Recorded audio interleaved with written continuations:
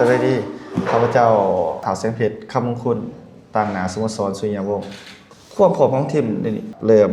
โอเคในระดับหนึ่งแล้วเพราะว่าทีมเฮาก็ฝึกซ้อมนำกันอยู่ที่จำปาสักแล้วก็แห้งเฮานี่อาจจะ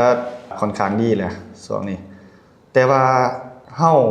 ยังอยากเด็กน้อยที่แบบยังบ่มีประสบการณ์แหน่มาเตะต่างแขวงอาจจะแบบย่านตื่นเดินตื่นสนามเฮาอยากให้เด็กน้อยเฮาหั่นมามาฝึกซ้อมที่สนามสวรรณเขตก่อนเพื่อปรับปรุงความพร้อมและก็ให้ลึงเดินความหวังก็อยากให้ไอ้น้องแบบชนะความหวังก็อยากชนะแต่ว่าเฮาก็บ่ประมาทคู่ต่อสู้เพราะว่าเขาก็เตรียมความพร้อมมาคือกันทางเขาก็เป็นเจ้าภาพแน่ก็หวังว่ามื้อนี้บ่อยากให้เสียอย่างน้อยก็ขอแบบเตะจุดโทษซะฝากฝากเชียร์กันเด้อชาวแขวงจำปาสัก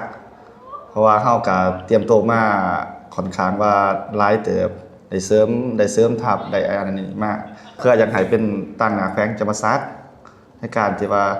เขาไปสู่กับลีก1บ่เฮาก็อยากให้เฮาเบิ่งส้มเชียร์กันขอบใจสบายดีน้องชื่ออินทิราชัยศาสตร์ตัวแทนจากสโมสรสุริยวงศ์สำหรับส่วนตัวเฮาก็พร้อมก็ถือว่า80-90%เพราะว่าเฮาได้ฝึกซ้อมทุกมื้ออยู่ที่จำปาสักเฮาน่าจะมีดีกว่าเพราะว่าเฮาได้ฝึกซ้อมนำกันเป็นระยะอาทิตย์หนึงก่อนสิขึ้นมาเฮาดังความหวังว่าสิเข้ารอบต่อไปเนาะรอบ4ทีมว้าวโลดฝากถึงชาวจำปาสัก